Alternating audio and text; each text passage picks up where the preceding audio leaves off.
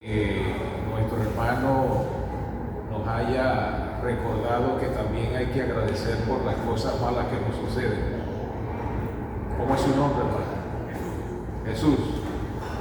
Sí, parece increíble y parece extraño que uno a veces tenga que agradecer por lo malo que nos sucede, pero generalmente uno agradece después que le suceden las cosas malas, que se da cuenta que son buenas. Hace 4 años nos mudamos nosotros de Valencia a Barquisimeto, y en Valencia vivíamos en un segundo piso. En Barquisimeto nos mudamos a un edificio y vivíamos en el piso número 9. Y estuvimos 7 meses sin ascensor. 145 peldaños había que subir, y para bajar 145 peldaños. Y cuando había que subir y bajar 2 veces, imagínense ustedes, había que multiplicar. Y los primeros días nos quejábamos, pero después me puse a pensar y a asumir que ese era mi gimnasio. Sí, ese era el gimnasio, y salía hasta gratuito.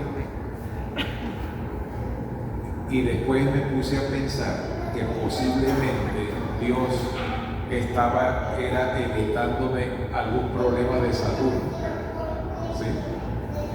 Y dije, a lo mejor era un infarto que venía por ahí, y el Señor me permitió esos ejercicios especiales, 7 meses. Ya después pusieron, pero mire, lo terrible era subir el botellón de agua. Sí.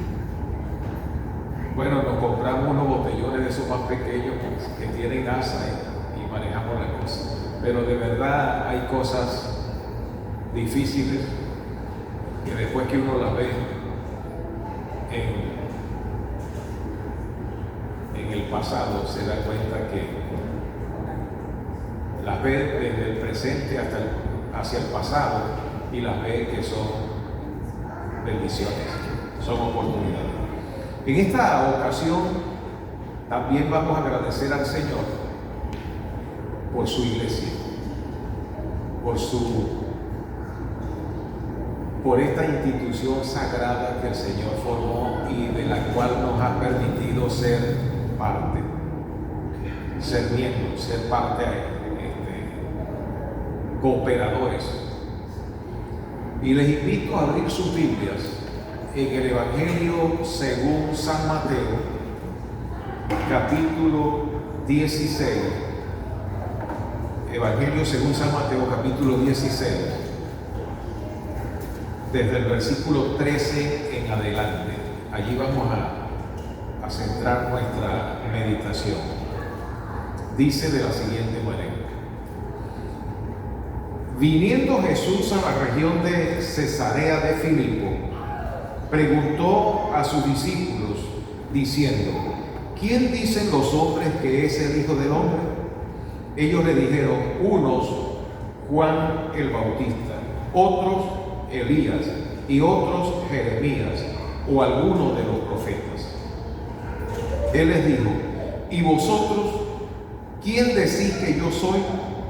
Respondiendo Simón, Pedro dijo: tú eres el Cristo, el Hijo del Dios viviente. Entonces le respondió Jesús: bienaventurado eres, Simón, hijo de Jonás, porque no te lo reveló carne ni sangre, sino mi Padre que está en los cielos. Y yo también te digo que tú eres Pedro, y sobre esta roca edificaré mi iglesia, y las puertas del Hades no prevalecerán contra ella.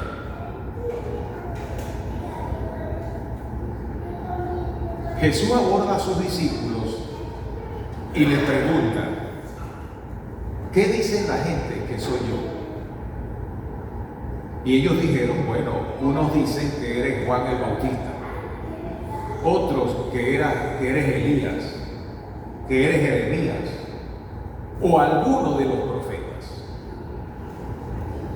Ahora él va con la pregunta directa: ¿y ustedes qué dicen? ¿Quién soy yo? ¿Quién soy yo? Entonces Pedro le dice a Jesús: tú eres el Cristo, el Hijo del Dios viviente. El Cristo era el Dios encarnado o el Dios prometido a Adán y a Eva, que heriría en la cabeza a la serpiente. Un descendiente de la mujer vendría, sería herido en el talón, pero él heriría a la serpiente en la cabeza. Y durante muchísimos siglos los judíos o hebreos esperaron la venida del Mesías. Y aparecieron algunos que decían que era el Mesías, pero ese no era. Y venía otro, parece que es este y este no es. Pero había llegado el Mesías prometido. Y Pedro le dice a Jesús: tú eres el Cristo, el Mesías, el ungido, el Hijo del Dios viviente, el que había sido prometido en el Edén. ¿Quién le había dicho a Pedro que Jesús era el Mesías? El Espíritu Santo. Por eso Jesús le dice: bienaventurado eres tú, Simón, hijo de Jonás, porque no te lo reveló carne ni sangre. Esto que has dicho no te lo reveló carne ni sangre, no te lo dijo un humano. Lo que los demás discípulos habían dicho se lo habían revelado las personas. Unos eran Elías, otros Jeremías, otros cualquiera de los profetas, Juan el Bautista. Pero a Pedro se lo había revelado Dios. Te lo reveló mi Padre que está en los cielos. Y luego le dice: y yo te digo que tú eres Pedro.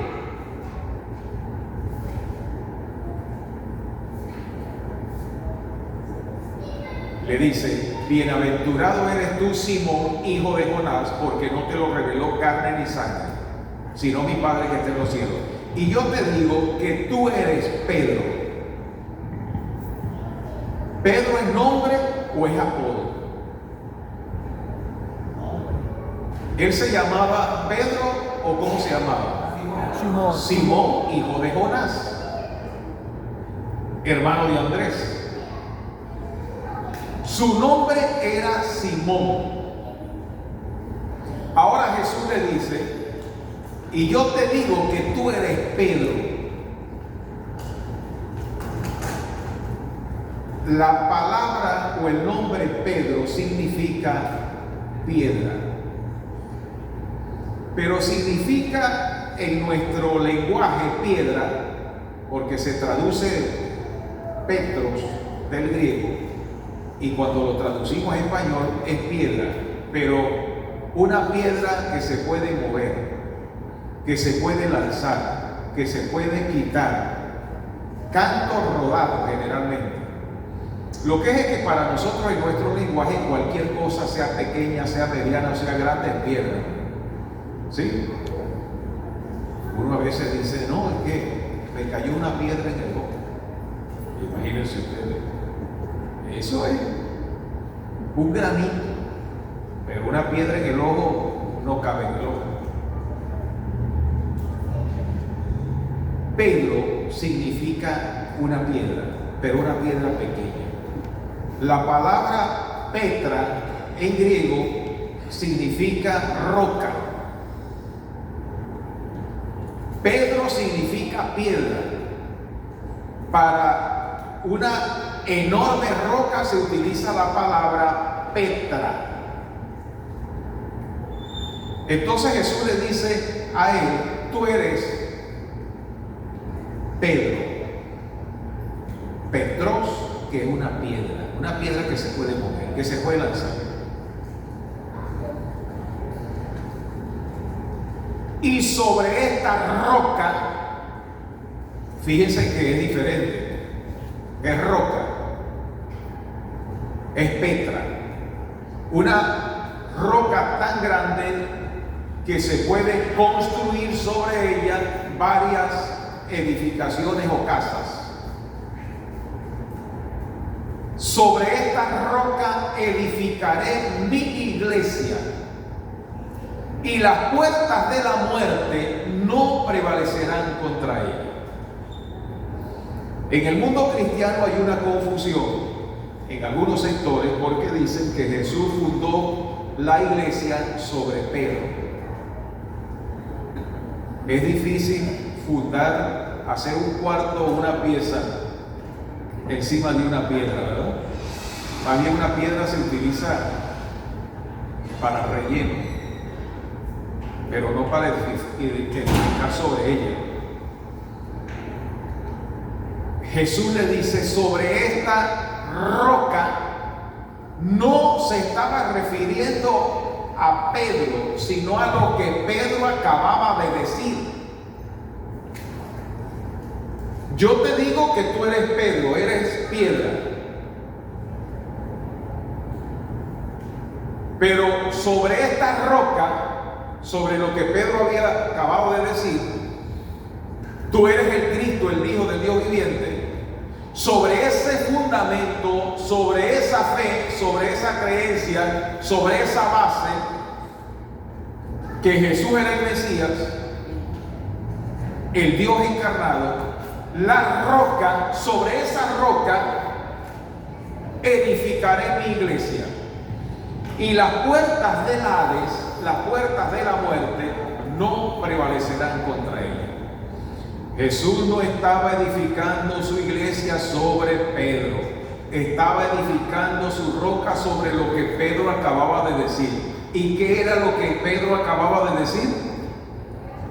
Que era el Cristo. Que él era el Cristo, el Hijo del Dios viviente. Esa es la roca.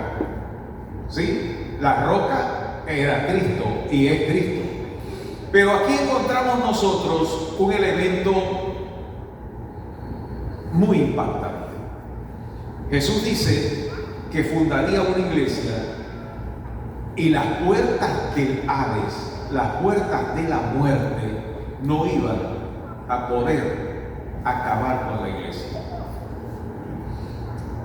Y miren ustedes que pareciera un asunto casi que imposible que la muerte no pueda acabar con algo en esta tierra. Hay instituciones en este mundo que han sido poderosísimas y la muerte las ha destruido completamente.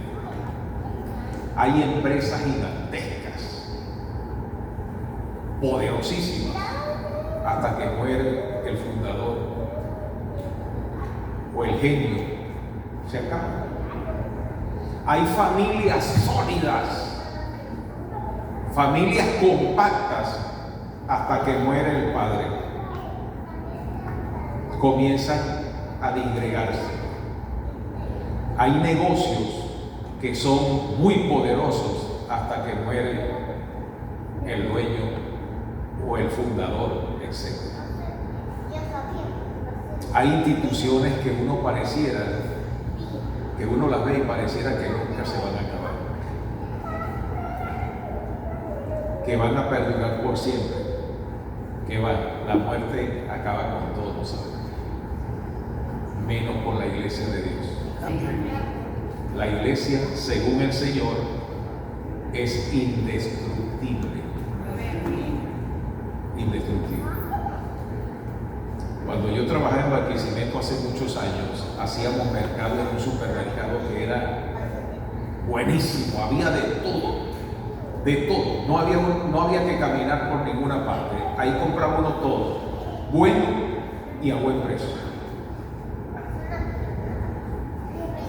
Después nos tocó mudarnos a Quibos, después a Carigua, después Barinas, después Valencia, después San Felipe, y estando en San Felipe, un viernes vinimos a Barquisimeto a hacer una diligencia y le digo yo a mi esposa, vamos a aprovechar y hacemos mercado ahí donde hacía un mercado arte. Y entonces yo llego allí, estaciono el carro y comienzo a buscar la puerta. Y doy una vuelta, y doy otra vuelta, y doy otra vuelta, y no consigo por dónde entrar. Y entonces me dice el vigilante, señor, ¿qué busca usted? Y le digo, la puerta para entrar al supermercado. Y me dijo, eso hace 10 años que lo cerraron. Parece que el dueño se murió. recuerdo mi familia en Falcón, grandísima, 9 tíos y nosotros 13 hermanos. Y todos los tíos como la familia nos reuníamos en la casa de mi abuela y mi abuelo mataba 2 becerros, uno el 24 y uno el 31. Esa era una fiesta.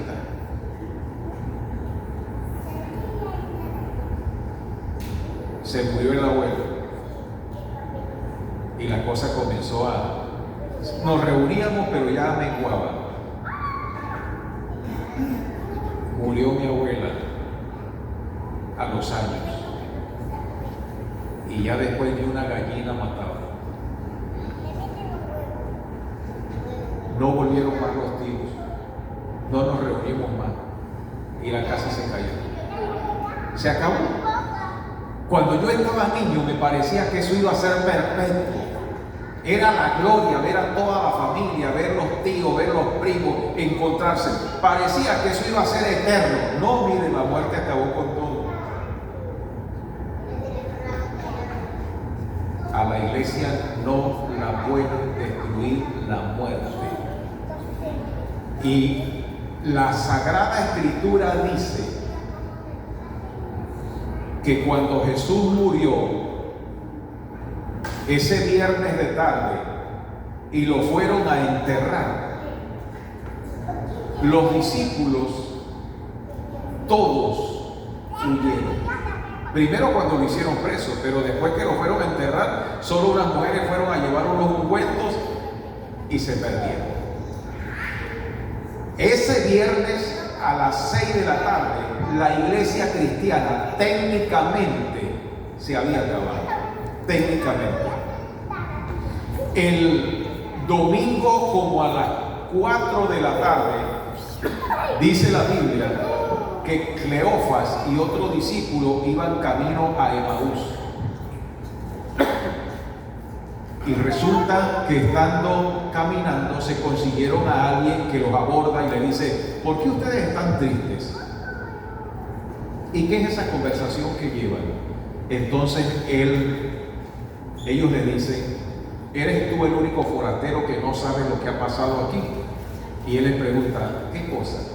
De Jesús Nazareno, varón lleno de fe, varón virtuoso, y cómo le apresaron, cómo le mataron. Y entonces el caminante, el extraño, comenzó a explicarle: ustedes no sabían que era necesario que él padeciera, etcétera, etcétera, etcétera, etcétera. Pero ellos le dicen: y nosotros pensábamos que él era el que iba a redimir a Israel. Imagínense ustedes el ánimo que ellos llevaban.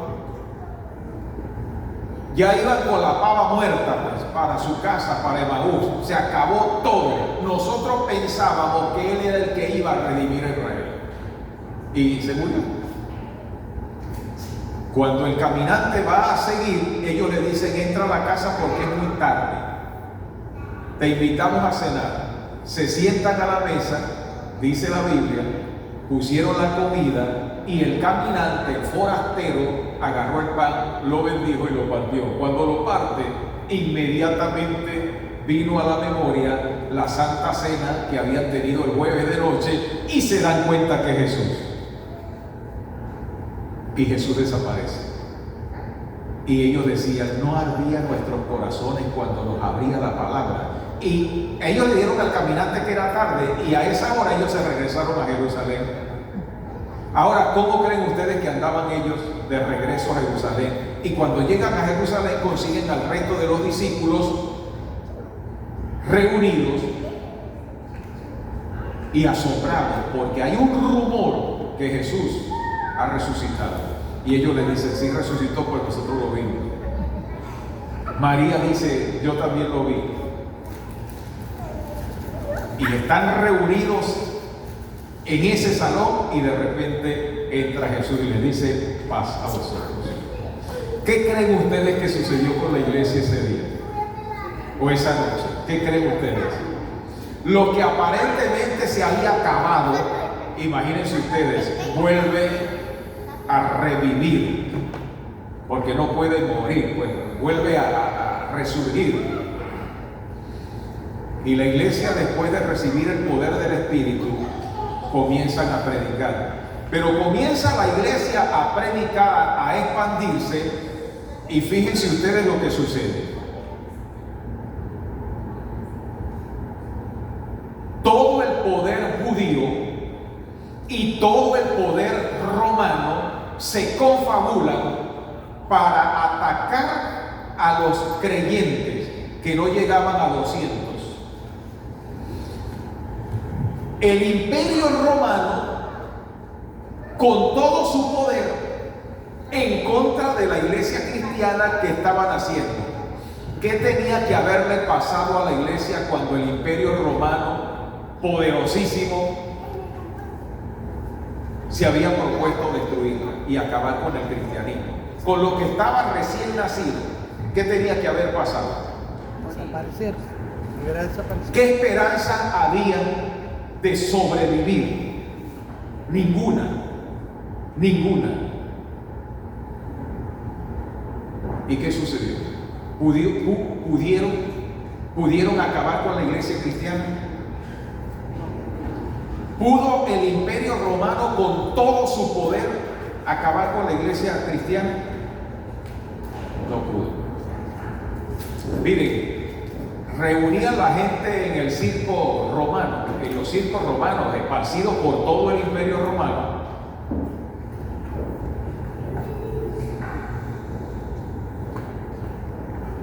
Y el show, el espectáculo era ir a ver cómo los leones se comían a los cristianos. Se llenaban las gradas y soltaban a los cristianos en la arena y les soltaban los leones o los tigres. Y mientras los cristianos estaban siendo despedazados, cantaban, oraban, daban gloria a Dios. Y la gente que iba a esos eventos decía, pero ¿qué cosa es esta? ¿Cómo es que esta gente canta, ora, ruega y agradece a su Dios por lo que les está pasando? Es una cosa sobrenatural. Y en muchas ocasiones bajaba la gente de las gradas y decía, échenme a los leones a mí también, que yo me quiero morir por causa de Cristo. ¿Qué es eso? Eso es sobrenatural. Usted se imagina en una campaña que uno haga un llamado y le diga a la persona, el que pase aquí al frente, le vamos a poner aquí una inyección de Venutrén. Pase al frente. ¿Quién quiere? ¿Quién quiere? A ver, una inyección. Esas que duelen.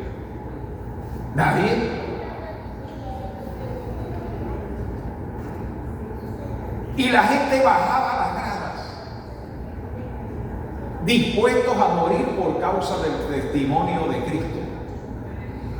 Los judíos amaestraron a un hombre, lo prepararon, lo capacitaron para acabar con la iglesia cristiana. ¿Recuerdan ustedes cómo se llamaba, verdad? Saulo de Tarso. Y yendo a Damasco a acabar con los cristianos que había en Damasco, imagínense lo que hizo el Señor. Se lo convirtió. Salió a acabar con los cristianos en Damasco y llegó a Damasco predicando. Tanto así que los hermanos le tenían miedo. Y claro, cualquiera les tenía miedo. Y Pablo duró muchísimos años en su ministerio y muchos hermanos todavía le tenían miedo. Decían que él lo que estaba era de sangre, haciéndose pasar por cristiano. Hasta que él mismo se pone bravo y dice, pero bueno, tanto azote que yo he llevado y voy a estar fingiendo ser cristiano. Los romanos se dieron cuenta que no pudieron acabar con la iglesia cristiana. La muerte no pudo con la iglesia cristiana. Entonces después vino la caída del imperio romano y entonces nace el papado, y el papado entonces comenzó a perseguir a los cristianos y la persecución era inmensa, pero no pudieron acabar con la iglesia cristiana. No pudieron. Ahora, increíble, una iglesia que no tenía poder económico, poder político, ni poder militar. Y los poderosos de la tierra no pudieron. ¿Por qué? porque el Señor le había dicho de la iglesia: y las puertas del Hades no prevalecerán contra ella. Una iglesia indestructible. ¿Usted se imagina lo que eso implica? Que nosotros seamos miembros de una institución indestructible. Que usted crea en un movimiento indestructible, eso es una gran bendición, porque en esta tierra no hay nada que sea indestructible, solo el pueblo de Dios.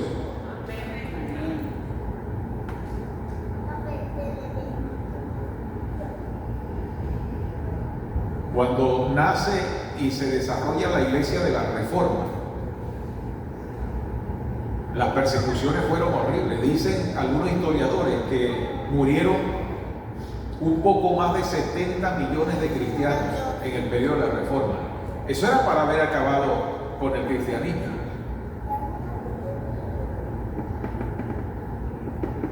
Los cristianos llegaron a entender que para ellos era vivir en Cristo y morir era ganancia. Y es verdad, el cristianismo es tan bueno que aun cuando uno se muere sale ganando. E imagínense ustedes lo que eso implicaba. Después, los mismos reformadores comenzaron a perseguirse entre ellos y hubo una persecución de protestantes. Los protestantes se dividieron y comenzaron a perseguirse entre ellos, pero siempre hubo un remanente fiel y leal al Señor. En el año 1620 llega un remanente a los Estados Unidos, un remanente, un grupo de creyentes, ya cansado de las persecuciones europeas, y se establecen. Comenzaron a crecer, a crecer, a crecer, a crecer en una tierra de libertad. Y fíjense ustedes lo que sucedió, que aunque permanecía un grupito fiel al Señor, los demás se convirtieron en personas muy liberales, a tal punto que ya no creían en la segunda venida de Jesús, porque para los cristianos norteamericanos llegaron a pensar que habían llegado a la Nueva Jerusalén, que los Estados Unidos de Norteamérica eran la Nueva Jerusalén. Así que ¿para qué se iban a ir al cielo si ya estaban en el cielo? Había riquezas, había diversión, había entretenimiento y bueno, también había religión los domingos. Pero había un remanente que luchó y luchó y luchó y luchó hasta que aparece un hombre llamado Guillermo Miller, que comenzó a estudiar y estudiar y estudiar la Biblia y pensó haber descubierto la segunda o la fecha de la segunda venida de Jesús, y determinó, según la profecía, que el 22 de octubre de 1844 iba a venir Jesús. Miren, hermanos, la gente no había oído hablar de esa enseñanza, porque ya los cristianos habían olvidado. Solo un grupito seguía creyendo que Cristo iba a venir a la tierra, pero la gran mayoría ni sabía nada del advenimiento de Jesús. Cuando Miller comienza a predicar y a notar y a demostrar que esa fecha era factible para la venida del Señor, comenzó a crecer un movimiento enorme, muchísima gente uniéndose a ese movimiento, y creció, y entonces llegó la fecha. Mucha gente vendió sus propiedades, mucha gente salieron de sus riquezas, lo invirtieron para predicar, etcétera, etcétera, y llegó el 22 de octubre de 1844, 8 de la mañana. No hicieron desayuno, porque ¿para qué vamos a nosotros a comer aquí en la tierra si ya no vamos para el cielo? Y almuerzo, pues tampoco. Yo lo que quiero comer es maná, probar el maná que vamos a comer en el cielo. La gente no se preocupaba por comida, lo único que se preocupaba era porque ese día se iban al reino de los cielos. Jesús venía a buscarlos. Llegó la tarde y Jesús no venía, pero no hay problema, vendrá como ladrón en la noche. 10 de la noche, no, a la medianoche llegará el esposo según la parábola. 11 de la noche, está muy cerca, ya nos vamos, tranquilo que ya nos vamos. 11:30, ahora sí, miren bien al cielo, que por ahí debe venir. 12 de la noche, 12 de la noche, y el Señor no vino.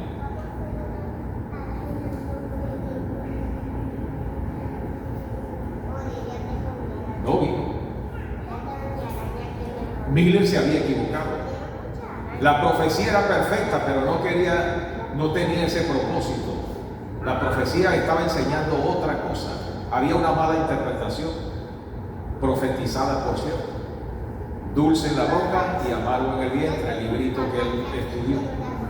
Ahora, hermano, analicemos esto y vamos a imaginar. 23 de octubre de 1844, 9 de la mañana. ¿Quién era capaz de salir a la calle a dar una literatura y a buscar estudios bíblicos? ¿Quién era capaz?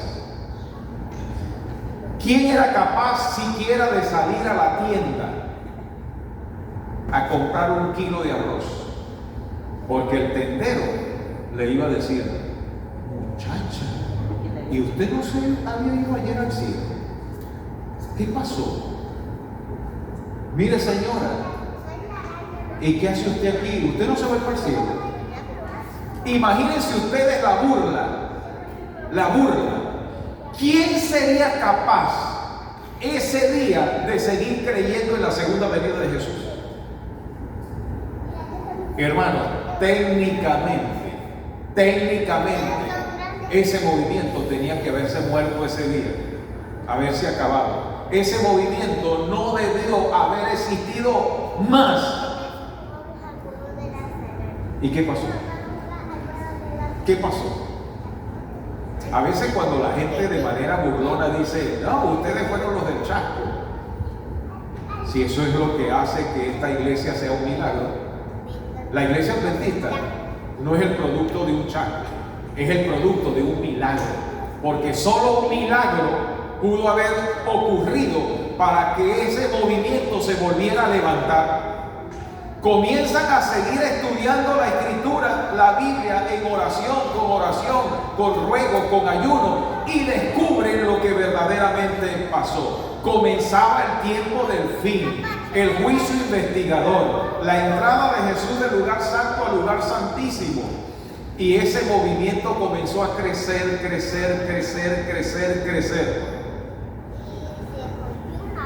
a expandirse por todas partes del mundo. Hermanos, y en el año 1910 llega a Venezuela el movimiento. ¿Usted se imagina que unos hermanos de Barbados se hayan venido, 3 hermanos, a predicarle aquí a la gente en Venezuela, cuando, imagínense quién gobernaba religiosamente este país? Y el fanatismo religioso, ¿cómo estaba? Imagínense que una de las cosas que sucedió aquí en Venezuela fue que cuando comenzó la iglesia en Caracas y había poquitos hermanos, en la casa donde se reunía la iglesia hubo un incendio y se quemó una niña en un cuarto. Adivinen qué dijo la prensa de la época. Secta satánica que sacrifica niños ha llegado a Venezuela. Imagínense ustedes pasar un grupito pequeño con niños después de eso. ¿Y qué pasó con la iglesia? ¿Qué sucedió? Esta iglesia comenzó a crecer. Y yo no sé exactamente la historia denominacional de aquí del Zulia, de Maracaibo, pero aquí llegó el Evangelio. No sé exactamente en qué año, pero nosotros somos producto de un milagro. Esta iglesia, usted no es miembro de una iglesia, usted es miembro de un milagro. La muerte no ha podido con la iglesia de Dios. Y la iglesia no la va a destruir la muerte. El pueblo de Dios perdurará hasta que el día glorioso que Cristo venga a buscar. Entonces, mire, qué satisfacción debe ser en cada creyente formar parte de un movimiento indestructible. Puede que se diluya una congregación, pero la iglesia del Señor no. Porque esta iglesia es el producto de un milagro. Y Jesús dijo: estableceré mi iglesia y las puertas de la muerte no prevalecerán contra ella.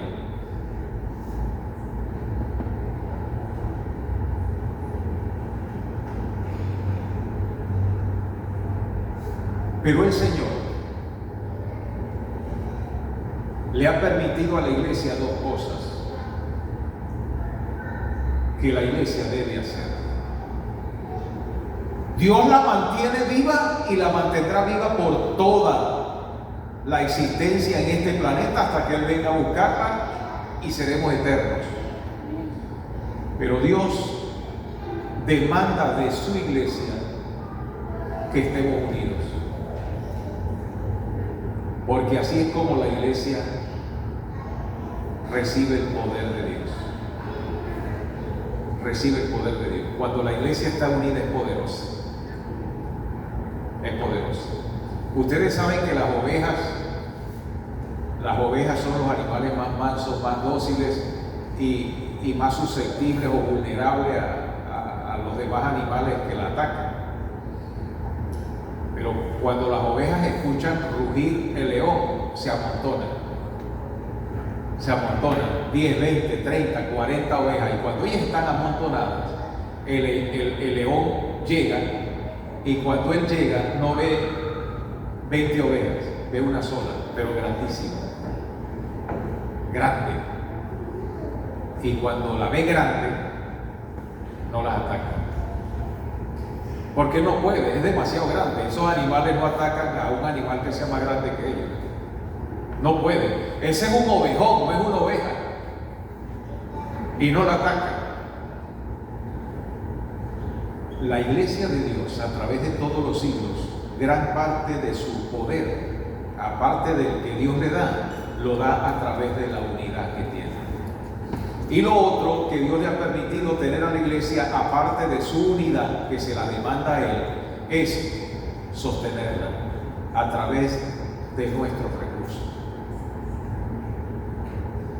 El Señor le sería muy fácil llover de vez en cuando, caer lluvia de vez en cuando de dinero a la tierra. Él lo puede hacer para sostener su iglesia. Eso, para Dios, eso es lo más fácil. Pero ¿por qué Dios no lo hace? Imagínense ustedes que de vez en cuando, el 13º sábado, caiga una lluvia de morocotas en cada congregación en el patio. Y un ángel se para y dice: llévenlo a la tesorería, que eso es para sostener la iglesia. Dios no pudiera hacer. ¿Por qué no lo hace? Porque Dios espera que cada creyente se sienta comprometido a sostener financieramente a su iglesia. Lo que Dios demanda de su iglesia: unidad y sostén. ¿Y saben por qué? Porque de esa manera nosotros permitimos y hacemos que otra gente conozca. Porque cuando aquí en Venezuela no había un adventista, ¿saben quiénes financiaron la obra aquí? Los hermanos de Barbados y de Puerto Rico. Y no nos conocían, no sabían ellos quiénes éramos nosotros. Y pudieron haber dicho: aquí hay necesidad, aquí hay bastantes necesidades, aquí hay que hacer un salón, aquí hay que predicar en tal parte, aquí hay que ponerle aire a esta iglesia, aquí hay que hacer esto y esto y esto y esto. ¿Qué vamos a preocuparnos por esos venezolanos? Hermanos, y ellos se preocuparon y estuvieron financiando la iglesia durante muchos años a esos misioneros ¿Quiénes aportaron para construir las primeras iglesias en Venezuela? Los de afuera. ¿Y nos conocían? No nos conocían. ¿Y por qué lo hicieron?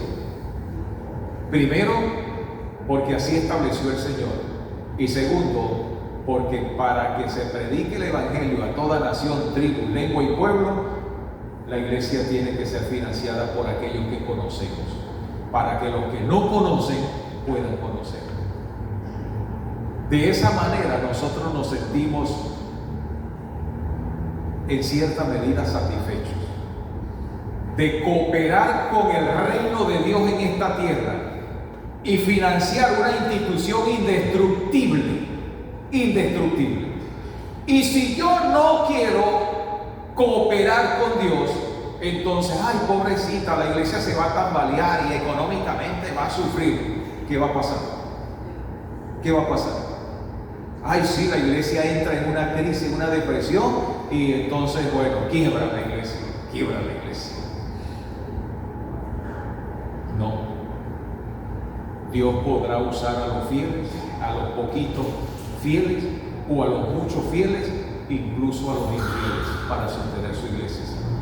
Y termino con esto. Hay una señora en una ciudad de aquí de Venezuela que ella se hizo amiga de una hermana y la hermana le dio estudios bíblicos, pero esa señora nunca aceptó el Evangelio.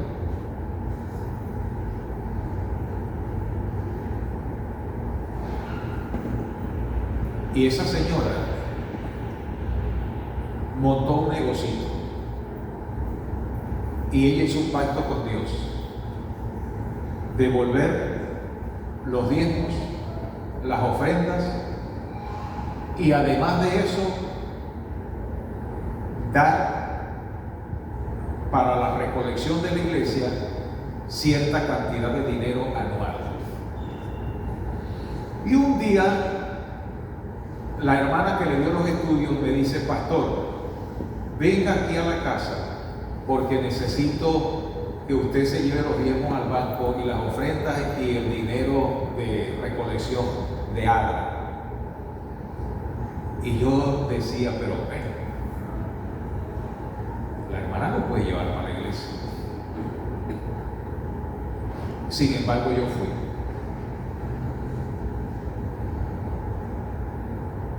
Hermano, era tanto dinero que eso no lo recogía la iglesia.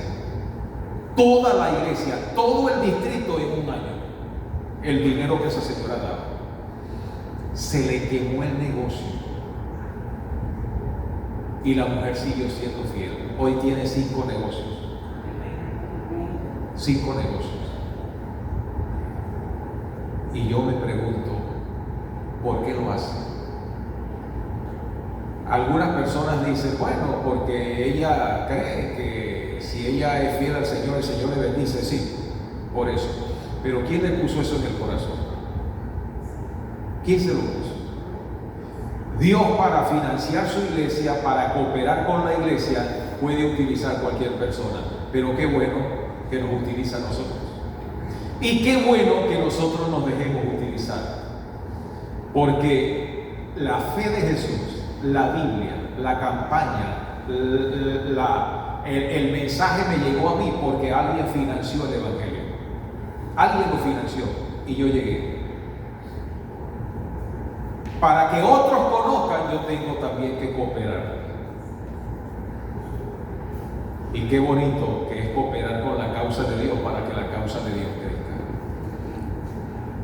2 cosas que Dios demanda de su iglesia, que podemos hacer, que debemos hacer y que Él quiere que lo hagamos, que permanezcamos unidos, que unidos nos hace fuertes.